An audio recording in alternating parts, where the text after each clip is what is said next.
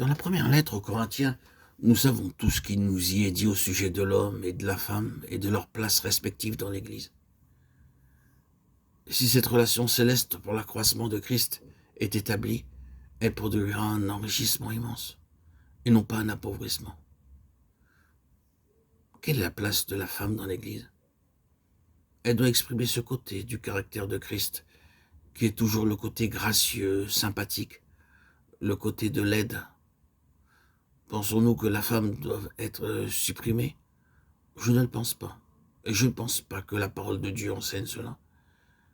C'est une question d'ordre et de position pour l'épanouissement de la vie. Et si je voulais l'exprimer par un langage tout à fait ordinaire, simple, habituel, humain, je dirais ceci. L'homme est là pour représenter l'autorité de Christ. Mais il ne saurait exercer son autorité sans soumission. Sinon, qu'arrive-t-il? Il devient un maître dans la maison de Dieu. Il fait ce dont parle l'apôtre. Il domine sur l'héritage de Dieu. 1 Pierre 5, 3.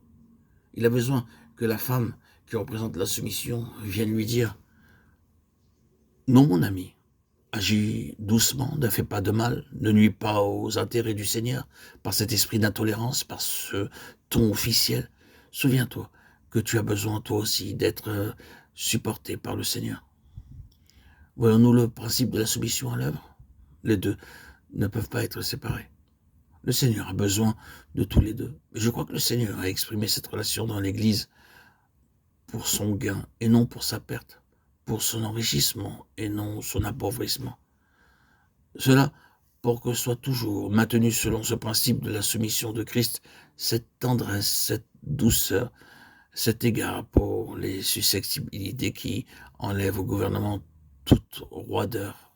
Or, il faut que nous gouvernions, que nous exercions l'autorité, si nous y sommes appelés, comme des hommes qui se souviennent toujours du besoin immense qu'ils ont eux-mêmes de la grâce de Dieu. Frère, si un homme vient à être surpris en quelque faute, vous qui avez l'esprit, redressez-le dans un esprit de douceur et prends garde à toi-même de peur que toi aussi tu ne sois tenté. Galates 6, 1. Ne pouvons-nous pas entendre la voix d'une femme dans ces paroles? C'est un aspect de Christ qui est nécessaire au gouvernement. Nous ne pouvons que faire allusion à tout ce que cela signifie.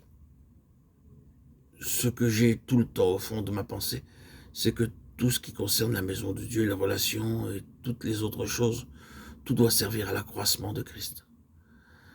Vous, mes chères sœurs, ne pensez pas que le Nouveau Testament dise quelque part que vous deviez être supprimés, mis de côté. Vous avez un ministère très essentiel car vous représentez dans la maison de Dieu ce qui doit contribuer à l'accroissement de Christ. Et les frères qui représentent un autre aspect ont besoin de vous et ne sauraient accomplir leur ministère sans vous. Il n'est pas bon à l'homme d'être seul, a dit l'Éternel. Et cela a une signification beaucoup plus profonde que la simple idée d'une compagnie humaine. Exprimons cela de manière positive. Il serait très bon pour l'homme d'avoir une épouse qui soit réellement la femme selon la pensée de Dieu. Il faut maintenir l'équilibre. Mais aucun d'eux ne doit chercher à être l'autre. Sinon l'ordre céleste sera aussitôt renversé. C'est pourquoi la première lettre aux Corinthiens cherche à corriger le désordre qui existe dans tous les domaines. Nous le voyons, le monde est mis de côté parce qu'il est dans le désordre. L'homme naturel est mis de côté parce qu'il est en désordre. Les relations qui sont selon ce royaume en désordre et qui ont pénétré dans l'Église doivent disparaître. Et l'ordre céleste doit y être établi. Je ne crois pas que ce qu'a dit l'apôtre Paul au sujet de la femme dans l'Église doit être interprété comme signifiant que la femme ne peut y avoir aucune place. Je pense que c'est juste le contraire. Mais tout ce qu'il dit a pour but de rétablir l'ordre là où il y a du désordre. Il s'agit de l'ordre céleste. Lorsque nous occupons la place qui est la nôtre, nous pouvons fonctionner pleinement. Mais il nous faut être à notre place et la garder. Sinon, la vie disparaît.